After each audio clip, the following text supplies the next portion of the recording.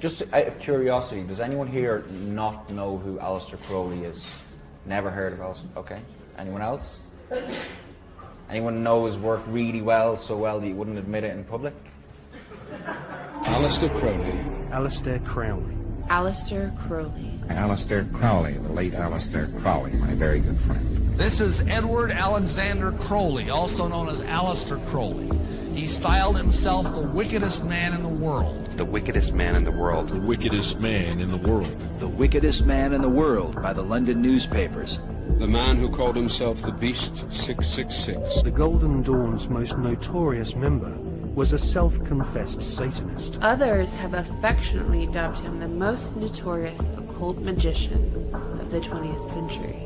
Mr. Crowley has been instrumental throughout music. Just the Crowleyism of, the times. It was a significant part of that middle point of the 70s. Crowley was one of the pantheon of cult figures portrayed on the cover of the Beatles record, Sgt. Pepper's Lonely Hearts Club Band. Can't think of any other occultist who's been more influential on rock musicians than Alastair Crawley, no one close. And he personally bragged of having slaughtered 150 male children in 1 year. This is why he was called the wickedest man in the world. And through putting himself in deep hypnotic trances and the use of drugs on himself, he wanted to become the most powerful being in the world. He was responsible for founding the religion and philosophy of sexual magic, Thelema, in which role he identified himself as the prophet entrusted with guiding humanity into the Aeon of Horus in the early 20th century. He is a Freemason. It has its roots in Freemasonry and secret societies, which is essentially Luciferian doctrine. That is the sigil of Baphomet, the symbol of Baphomet. I have found that at the very heart and core of all these secret societies lurks the Kabbalah. A lot of the Kabbalah, a lot of ancient Egyptian deity as well. In the Great Pyramid, Crowley conducted an occult ritual intending to access supernatural powers. Do what thou wilt shall be the whole of the law. Love is the law. Love under will. Do what thou wilt shall be the whole of the law. Do what thou wilt shall be the whole of the law, and love is the law, love under will. Do what thou wilt. Do what thou wilt. Do what thou wilt shall be the whole of the law. Love is the law. Love is the only law. I'm me. I'm doing what I want to do. I am who I am, and it's tattooed on my chest. Well, I've been an admirer of Alastair Crawley. I think that I'm carrying on much of the work that he started over 100 years ago, and I think the 60s themselves. Crowley said, do what thou wilt shall be the whole of the law.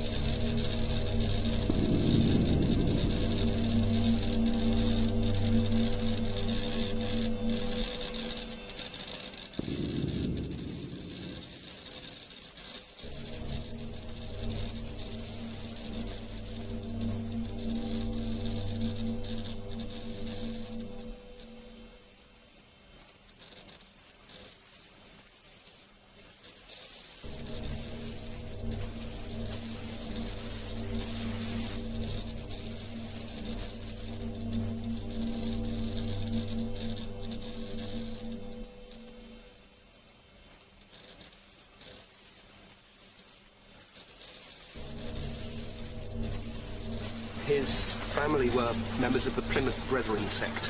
Now, the Plymouth Brethren were radical Protestants. You might even say pathologically anti-pleasure. They believed in the literal truth of the Bible. This included in particular the book of Revelations, which is a constant echo throughout Crowley's imagination, his theology, if you want to call it that.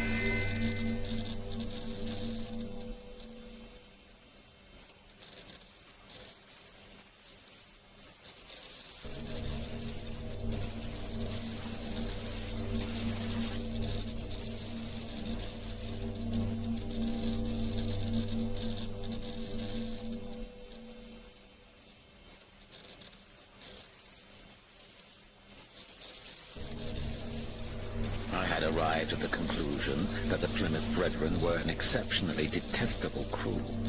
I wanted sin, a supreme spiritual sin, but hadn't the slightest idea how to go about it.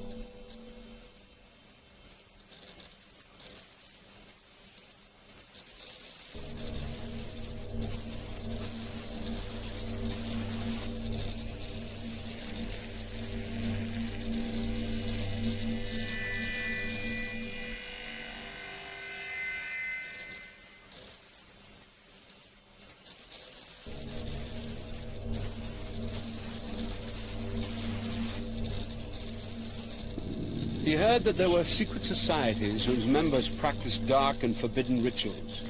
Crawley was intrigued and was desperate to access this hidden world. After 2 years of searching, he finally found what he was looking for. And in his study of religion and philosophy, he encountered this idea of an invisible college, a place where spiritual topics, where mysticism and magic are taught to people who can locate the entrance to this mystical college. And he very much wanted to be part of that. And eventually he did find someone who was able to provide him an introduction to a group called the Hermetic Order of the Golden Dawn. He discovers the Golden Dawn. It's from here on, really, that he feels he's really onto something. This is something brand new. It's fresh. Bram Stoker's involved. Yeats is involved. The sort of literary sort of society lot. He wants to be part of that as well.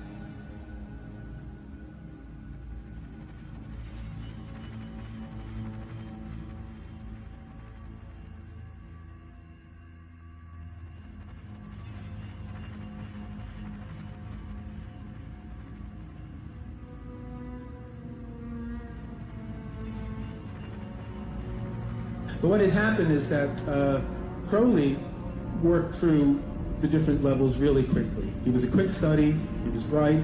I mean, he was a brilliant guy. Like nobody else has gone through them before. He seems to take to this literally like a fish to water. This seems to be his vocation.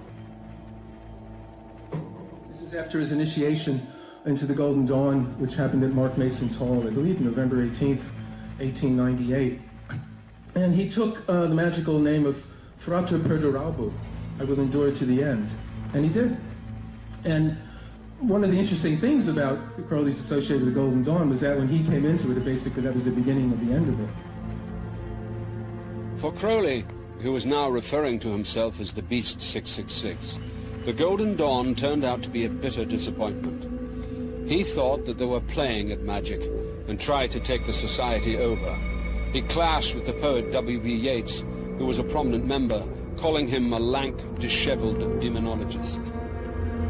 Rumors of the questionable occult activities in Chancery Lane were filtering back to the other eminent members of the Golden Dawn, as well as whisperings of Crowley's many promiscuous sexual relationships with both men and women.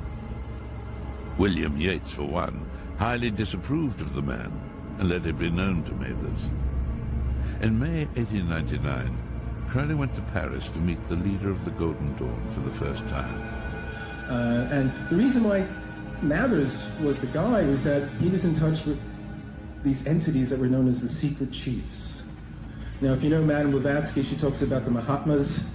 These are these kind of elevated, highly evolved individuals who have mastered, occult powers and masters the powers of mind and all that kind of thing, and they can communicate telepathically, they can materialize and do, they kind of, they can use the Force, put it basically, to be able to do that.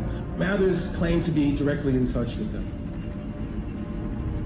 As well as being a master Freemason, Mathers had spent many years translating one of the oldest and most famous books on magic, The Key of Solomon.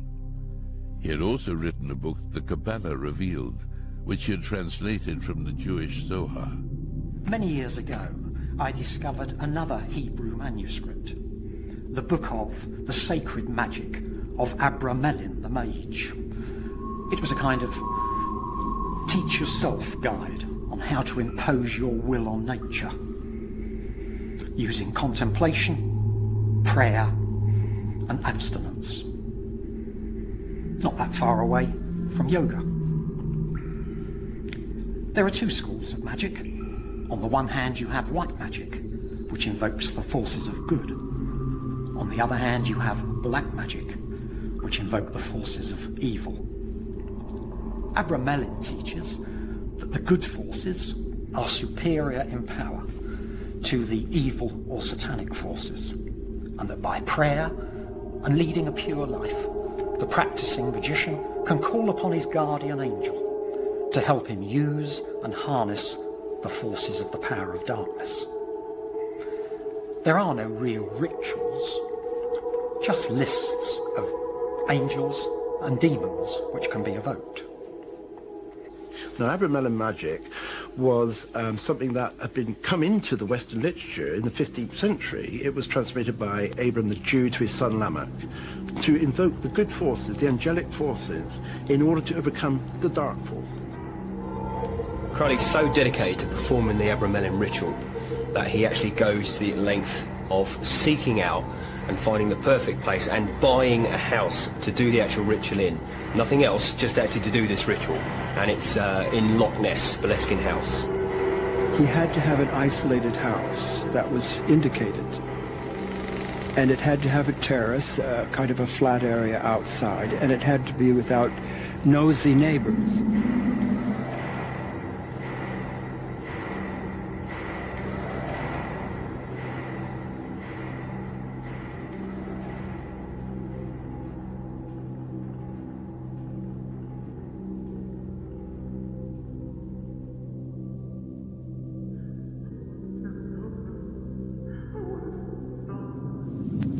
I don't know how he heard about Boleskine, but he must have been attracted to the name because it's actually derived from Baal, the bloody god of the Babylonians.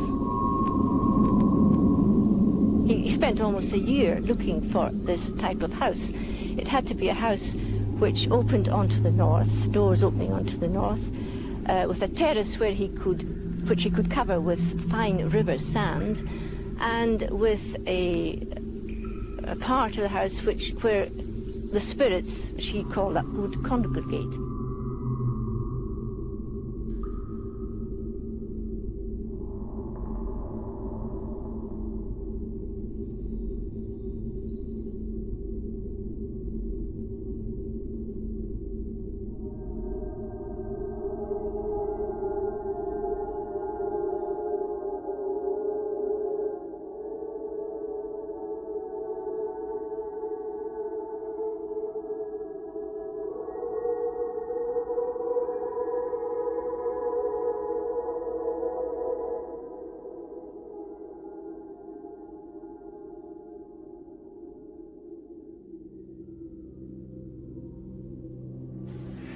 So Crawley dropped the ceremony, which was, you're not supposed to do this. I mean, once you begin something, you should follow through.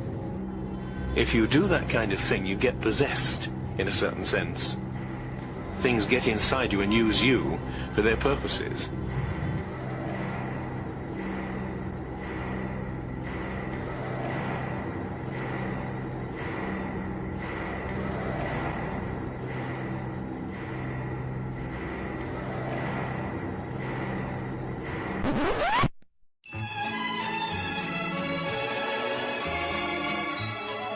When Celia comes, 'tis earthquake's hour. The bed vibrates like kettle drums. It is a grand display of power when Celia comes. When Celia farts, my hasty nose sniffs up the fragrance of her parts. Shamed are the violets and the rose when Celia farts. Your lifetimes from lewd little girl to mature, worn whore that has chewed your own pile of manure. Your hand was the key to, and now you've frigged me too. Rub all the much of your cunt on me, Leia.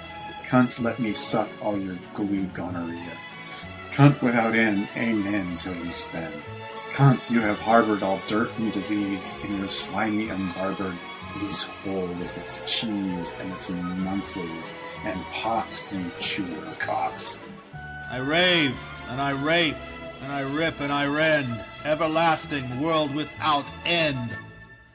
Mannequin, maiden, maenad, man, in the might of Pan, Eopan, Eopan, Pan, Eopan.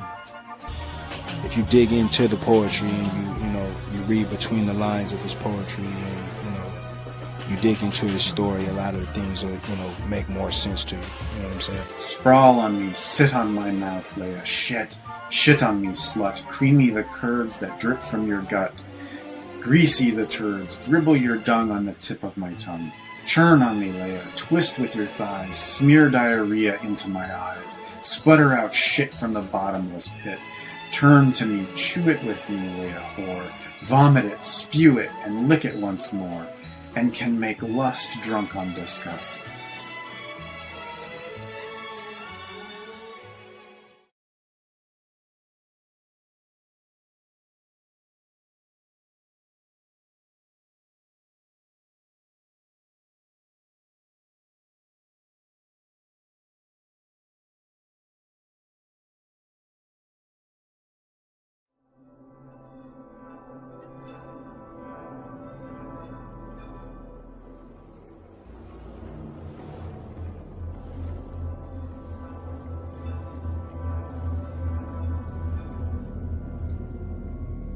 Crawley and I were performing and experimenting with magic ceremonies, calling upon demons and consecrating various talismans. Our experimentation into the occult went far beyond Crowley's formal Golden Dawn grades, incorporating the use of mind-altering drugs, opium, cocaine, and hashish.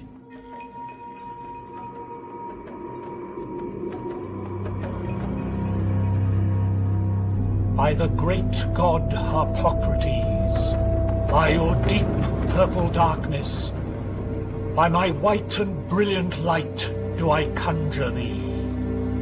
Collect yourself about me. Clothe this astral form with a shroud of darkness.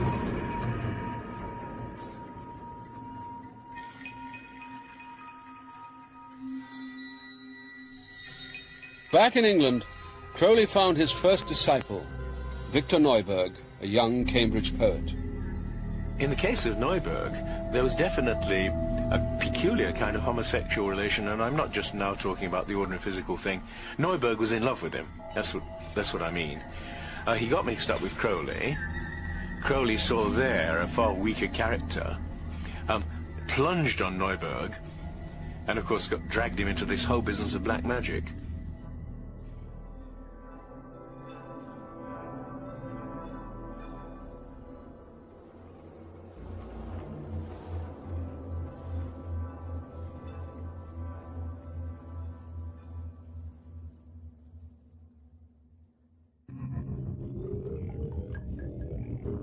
The two set off to Algeria to perform Enochian magic, a dark and dangerous set of occult rituals. They walked deep into the Sahara for 2 days until they reached the point of exhaustion. Disorientated by the effects of the desert and copious quantities of hashish and mescaline, Crawley and Neuberg embarked on the climax of the ritual, summoning Choronzon, the dweller of the abyss, seen within the occult world as the devil himself.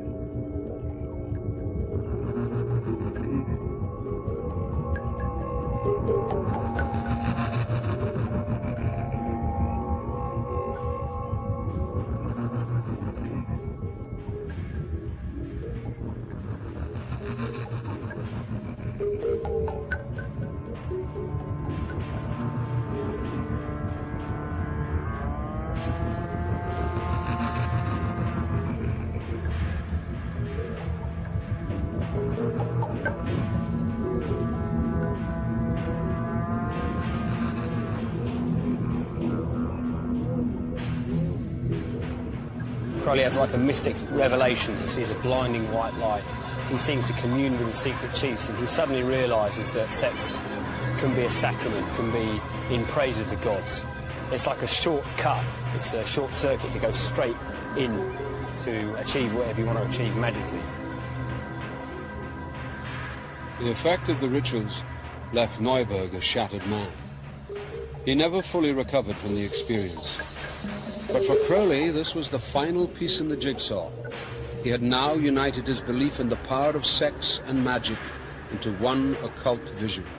Crawley was practicing sexuality as a spiritual path. He reduced a great deal of symbolic teachings to their essence, which is essentially the duality or the polarity between male and female. And he experimented greatly within that sphere to understand what mysteries were contained within the sexual act.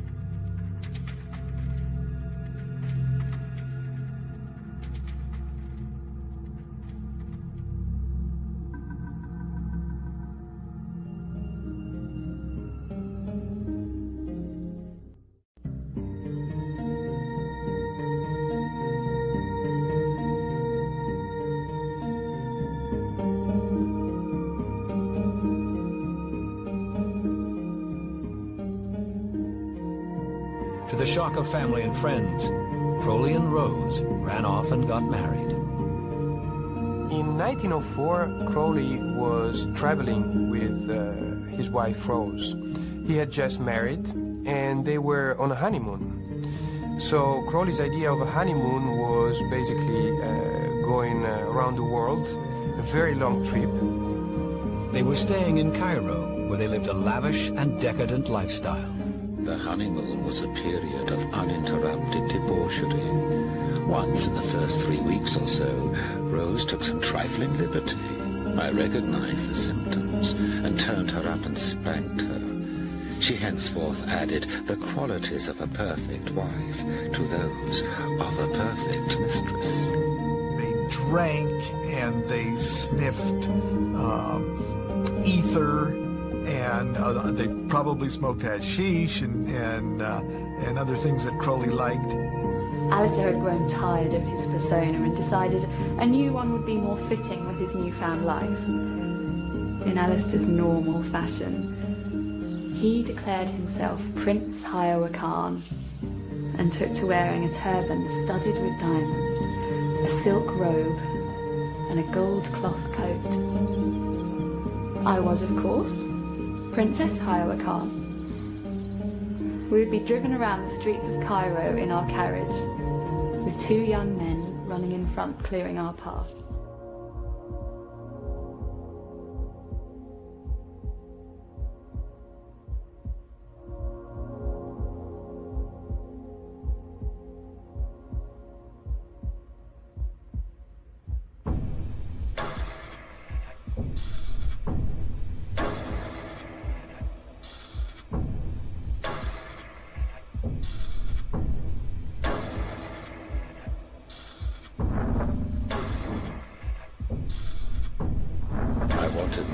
To see what a great magician I was. We went accordingly after dinner with candles. I had with me a small notebook in which was written the preliminary invocation of the Goetia. Thee I invoke, the boundless one, thee that didst create the earth and the heavens, thee that didst create the night and the day, thee that didst create the darkness and the light. Thou art a sun, never, whom no man hath seen at any time. Thou art Yahweh, thou art Yah Apophras. Thou hast distinguished between the just and the unjust. Back in Cairo, they were continuing their orgy of hedonistic excess when the black magic ritual in the Great Pyramid had an unexpected result that was to be the turning point in Crowley's life. Rose Kelly began mumbling and muttering about the gods wanting to talk to Crowley, and particularly the god Horus had something to say to him. At first, Crowley didn't know what to make of this, so he kind of ignored it. But eventually, she kept doing this and it continued, so he challenged her and he asked her some questions. And much to his surprise, this unschooled woman, she had never studied Egyptian mythology or religion or magic, in this trance state, was able to answer all of his questions correctly. So impressed with this, Crowley thought, okay, this seems to be some evidence that there is some divine hand at work here. And after that, getting in touch with somebody that said they were the god Horus. I think at that point, something happened within his life. He opened himself up to a power that never ever left him, which he developed. And I believe he was the real thing. I believe that people that came into contact with him came into contact with that which was supernaturally evil. He had given himself under that demonic control, and that demonic control could now affect him and could work through him. I shall find you, I shall have you, I am coming back to you. Crowley heard an unearthly voice from over his left shoulder. For 1 hour, at precisely the same time over the next 3 days, Crowley said that the voice dictated to him the book of the law, the work that would become the Bible of his new religion. In 1904, Crowley had a communication with an extraterrestrial being named Iwas. And this being, through his wife, kind of a channeling type operation, brought forth a book that was called the Book of the Law in 1904. And this book declared that the slain and risen God, i.e. Jesus, had stepped off the throne, and that a new God, the crowned and conquering child, was taking his place. The Book of the Law is the Bible of the religion Crowley was endeavouring to found.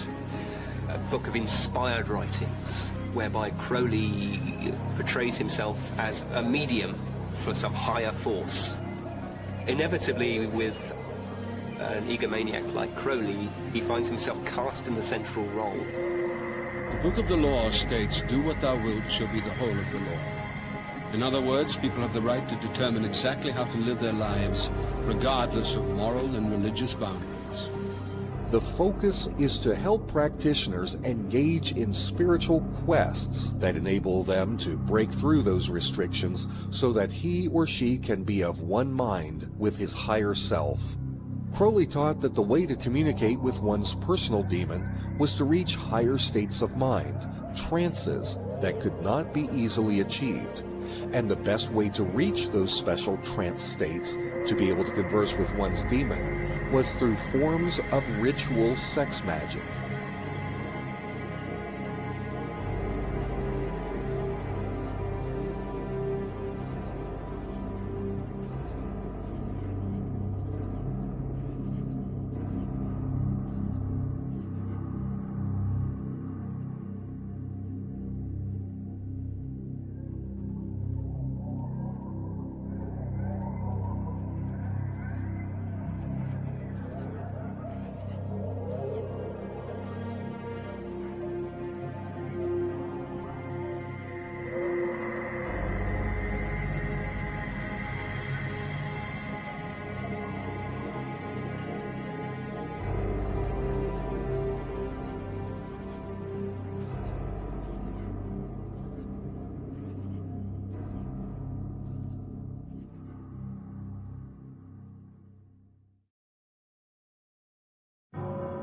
I found my experiences on pure DMT, both of them, utterly terrifying. And if I try to pin down what the terror came from, I'm not absolutely sure what it was. It was the strangeness and the purposive nature of the realm, that I had been put into a space where something was going to be done to me. And I think I wanted out, and at the same time I couldn't get out. And it was almost a feeling of terror and claustrophobia combined with that. I was thrashing around. I wanted out of there, but I couldn't go. That experience it was different from any other DMT experience that I had. Like, when I smoked it, I felt like I got abducted right at that moment. Like, aliens waited for me to smoke my bowl, and then they abducted me. The entities you see on DMT, are they real or not? Tall order, very difficult to really unpack that. For one thing, what do you mean by real? Right. Let's start there. Sure. Again, I don't know. Let's say it's not real. In a Carl Jung way, it's a shared human archetype. What is that programming that you take DMT, that you release a little bit of during deep sleep, during vivid dreams, and a ton of when you die? When he first left the body and had a near-death experience himself, he went into a realm that was classically the realm of the demons and the what I would call the archons and the reptilian entities and all this stuff. In fact, he talks about seeing reptilian beings brushing against him and all that stuff. I go through the tunnel, going through a tunnel, and I see a hand, and it stops me, and I see the fingers mutating. It turns into 3 fingers, and then it starts backing out. And then it's the Bahamut, the Satan figure with the goat and shit. Now, of course, many scientists would say this is just brain candy. This is just an illusion of your own brain, disturbed brain chemistry. I don't agree with those scientists. I can't. It's occurred to me over the years that what we call imagination might simply be a hyperdimensional perception, and you're actually seeing worlds and places that truly exist somewhere scattered through the galaxies like grains of sand. In the Amazon, they believe that there is an intelligent spirit that lies behind ayahuasca. They don't think they're dealing with just plants, and who are we to say they're wrong? The shamans believe that an intelligent entity, a spirit being, lies behind the ayahuasca beverage. And he's like, well, Alex, I just don't believe in demons, but I did see basically aliens come up to the edge of the forest, and we were all seeing it, and we were all seeing the same thing, but I think it was a chemical reaction. You don't have everybody gets drunk, we all think about what happened to us in high school or college, or what's good or what's bad. We all have different experiences. When you're taking an hallucinogen, and suddenly you're all seeing the same thing, it just means that the filter is off.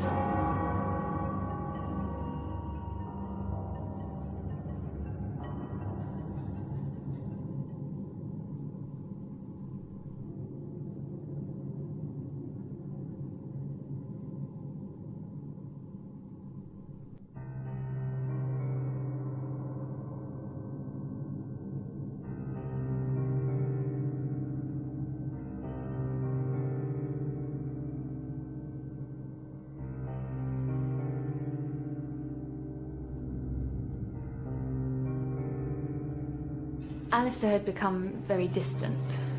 Sadly, as the days passed, he became more and more hostile towards me. Not as violent as he'd been with me in the past. I could tolerate that. But there was no longer any love for his wife. And his child. The only thing that mattered to him was Iwas, his guardian angel. By the end of our journey, I knew I'd eventually leave him.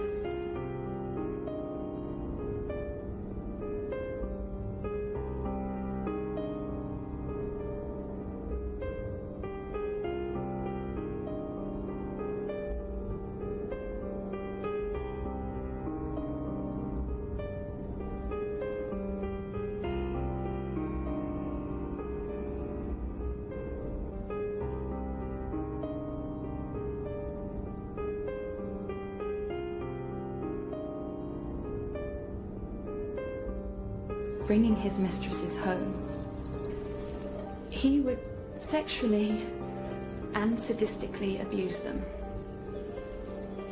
whilst I would be forced to watch. On occasion, they would be in our bed, whilst I would be hung by my ankles in the closet. Ironically, I gave birth once again during that period to a beautiful daughter. We named her Lola Zaza.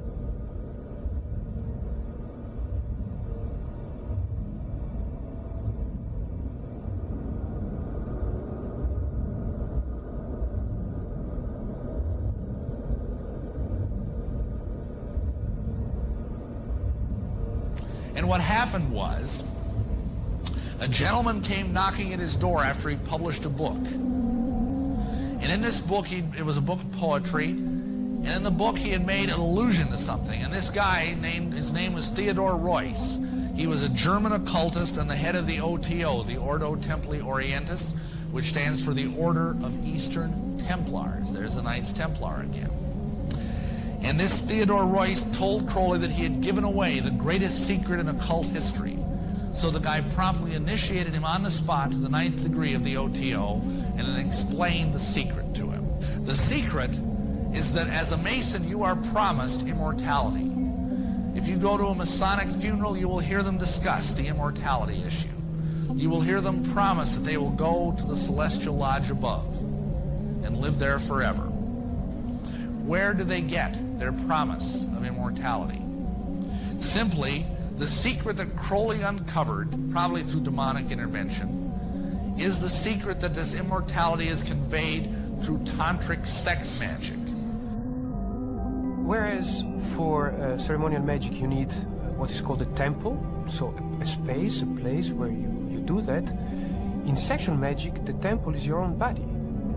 And you use your own body in a way that it can gives you access to these dimensions, to these other dimensions of reality, which are basically the goal of the practice of magic. Crawley found so much value and appeal to this that his practice kind of shifted very much to focus on that for the rest of his life. In 1912, Royce initiated Crawley into 3 further degrees of OTO proper, that is the 8th, 9th, and 10th degrees, making him Grand Master of a new English section. He now had an excuse for using sexual magic and the introduction of bodily fluids to enhance magical power. It instantly flashed upon me. The entire symbolism, not only of Freemasonry, but of many other traditions, blazed upon my spiritual vision. From that moment, the OTO assumed significant importance. I had found the vehicle for my new eon.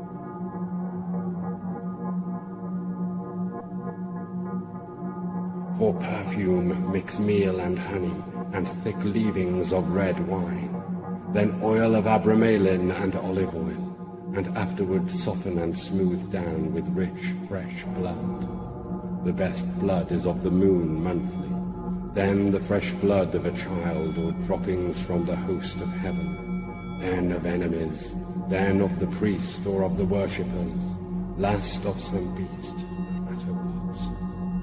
This burn, of this make cakes and eat unto me. This hath also another use.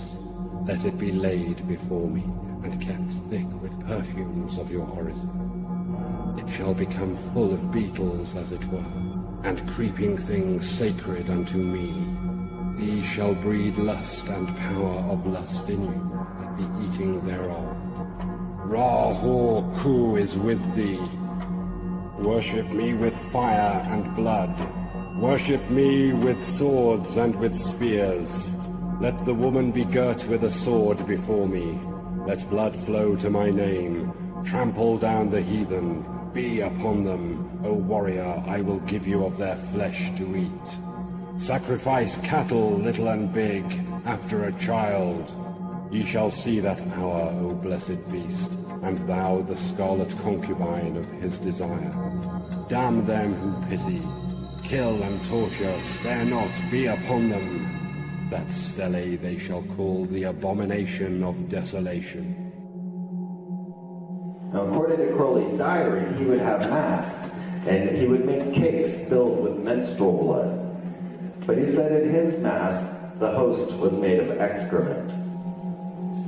So magically speaking, blood and semen, blood and excrement attract spirits, and semen or sperm keeps them alive.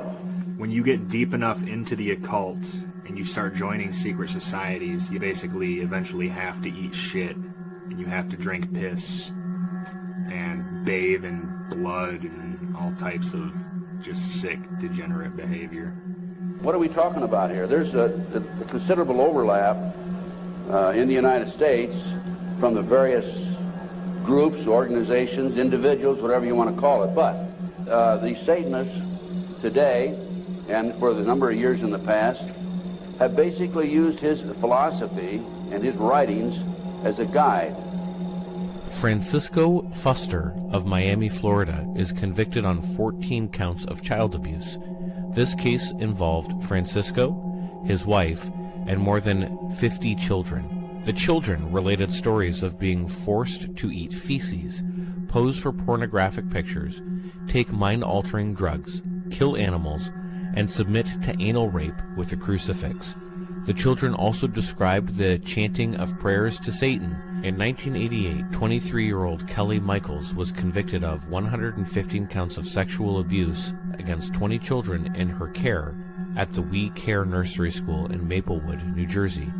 The accusations included Kelly forcing the children to have sex with her and lick peanut butter off of her genitals, penetrating their rectums and vaginas with knives and forks, and forcing them to eat feces and urine. The tales of satanic ritual abuse usually start with touching or fondling, then progress to oral, genital, and anal penetrations, forced injections of mind-altering drugs, monsters or witches enacting bizarre rituals that include defecating and urinating on their victims' heads and forcing them to eat feces and drink blood and urine, and finally torture, mutilation, and murder. The rituals were almost always filmed. The victims were forced to participate in the murders and often made to eat the flesh and drink the blood of those who had been sacrificed. These were not merely the sadistic acts of pedophiles, but the sophisticated techniques by which devil-worshipping perpetrators programmed and controlled victims. And now listen to this sentence, folks, closely. For the highest spiritual working, one must accordingly choose that victim which contains the greatest and purest force. A male child of perfect innocence and high intelligence is the most satisfactory and suitable system. We're talking about human sacrifices.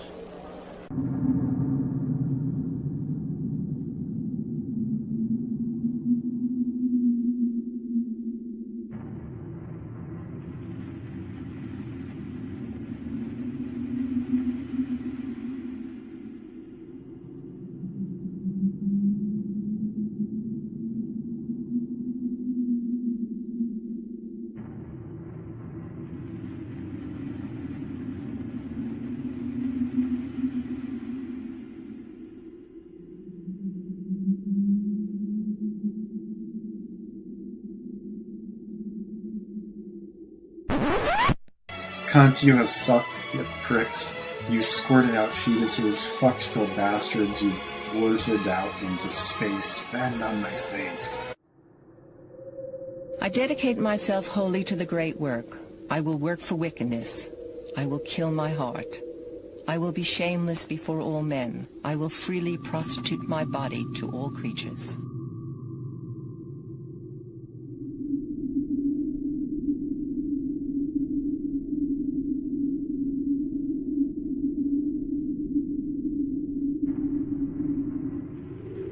Our daughter Poopy was born in Paris in February 1920. We moved to the Abbey shortly after. We signed the lease for the Abbey in joint names. He was Sir Alastair Crawley, and I, the Countess Leah Halcourt. Each morning we would put on our magical robes and take our magical weapons outside. He with his sword or dagger, and the women with their chalice. We would all face east and recite a short prayer, the Kabbalistic cross. Then at noon, in the evening, and at midnight, we would go outside and make our prayers to the sun. Most evenings we would perform acts of sex magic, usually between the three of us, sometimes with other assistants which Alastair had found on the streets of Cefalù, or were visiting the Abbey. He was also taking heroin by then.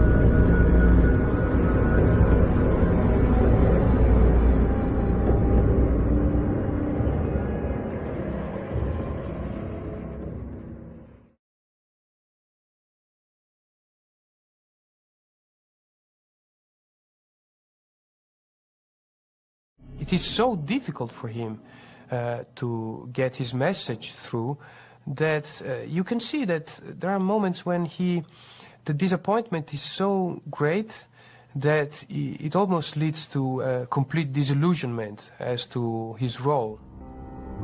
So in 1932 he went back to England, and he never left England after that date. The center of his life remained the communication of the message of Thelema. Crowley's attempt to start a new religion in the Abbey of Thelema had gone disastrously wrong. His reputation as the wickedest man in the world was sealed. The last years of the great beast's life were spent living from hand to mouth. His fortune was long gone, and his disciples had deserted him. He moved from one set of temporary lodgings to another, and finally ended up in a boarding house in Hastings. His life of excess had left him with nothing but chronic heroin addiction and infamy. Crawley suffered from chronic bronchitis much of his life. This eventually resulted in numerous bouts of asthma for which he was prescribed heroin. This drug proved too strong even for Crowley's will. He remained addicted to heroin the rest of his life. But still, he has a lot of energy to the very end, at least intellectual energy. He is working and writing until the very end. In 1934, Crowley began a libel case against a writer who described him as a black magician. He was desperate for money and believed he might be awarded damages. Examples of Crowley's pornographic poetry were read out in court, and then the wife of Rao Loveday, the young man who died in the Abbey of Thelema, gave evidence of Crowley's depravity. The judge was appalled, saying that in 40 years of justice he had never heard of such wickedness. Crowley lost the case and ended up bankrupt. Well, the end of Crowley's life was kind of sad, because this man who had, in his youth enjoyed a great deal of privilege, in later years wound up, without that. His books weren't selling. He was very much ostracized in the press. Whenever they needed to sell some papers, Alastair Crawley was the whipping boy they brought out to write about. He wound up living kind of far out of the city of London, away from a lot of his friends, and wound up dying in Hastings in December 1st, 1947. I have exposed myself to every form of disease, accident, and violence. I have driven myself to delight in dirty and disgusting debauches, and to devour human excrements and human flesh. I have mastered every mode of my mind, and made myself a morality more severe than any other in the world. 1,000 years from now, the world will be sitting in the sunset of Crowleyanity. Crowley said, "Everywhere his government is taking root," referring to Horace. "Observe for yourself the decay, the sense of sin, the growth of innocence and irresponsibility, the strange modification of the reproductive instincts with a tendency to become bisexual or epicene, the childlike confidence in progress, combined with the nightmare fear of catastrophe, against which we are yet half unwilling to take precautions. Consider the popularity of the cinema, the wireless, the football pools, or guessing competitions, all devices for soothing fractious infants. No seeds of purpose in them. Consider sport, the babyish enthusiasms and rages which it incites. Whole nations disturbed by the disputes of boys. Consider war, the atrocities which occur daily and leave us unmoved and hardly worried. We are children." Since his death in 1947, Crowley has become an icon of rebellion. The Rolling Stones, David Bowie, Led Zeppelin's Jimmy Page have all been influenced by his message of freedom. All these different artists you would not believe, one after another, that was influenced by Crowley. I mean, I can't think of any other occultist who's been more influential on rock musicians than Alastair Crawley, no one close. Crowley apparently influenced people from Adolf Hitler to Timothy Leary to Robert Anton Wilson to Harry Hay to L. Ron Hubbard. Well, I've been an admirer of Alastair Crawley. I think that I'm carrying on much of the work that he started over 100 years ago, and I think the 60s themselves. You know, Crawley said, "Do what thou wilt shall be the whole of the law." Turn on, tune in, and drop out. We're turned on, and we're tuned in, and we're very dropped out. Turn on, tune in, and drop out. Millions of dollars would be spent on LSD research at universities throughout the country, and word would begin to spread on campus about this so-called mind-blowing drug. And suddenly, it was the counterculture of the 60s. I give the CIA a total credit for sponsoring and initiating the entire consciousness movement, counterculture events of the 1960s. Crowley taught that his satanic doctrine should be cloaked under the lie of love, and he believed the youth would fall for it. The Beatles wrote the song Come Together as a campaign song for Leary's hopeful presidential bid that, thank God, never got off the ground. The CIA funded and supported and encouraged hundreds of young psychiatrists to experiment with this drug. And one of the men that he had influenced was Alfred Kinsey. After publishing his male and female reports, Kinsey began to travel abroad and study sexuality in foreign countries. Do you regard black magic as being purely fictitious, or is there some truth in it? Some truth. 100% truth. There is nothing fictitious about black magic, in any way whatever. It is a fact. It is a fact which has existed for several thousand years. Today, Crowley's followers believe that he was a true prophet because he foresaw a society that has now embraced ideas of sexual and spiritual freedom. Others are not so sure.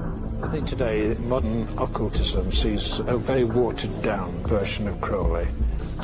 They gloss over some of the atrocious things that he did, and they just want to see him as a benign humanist, somebody who said, let's be free, let's go with the flow.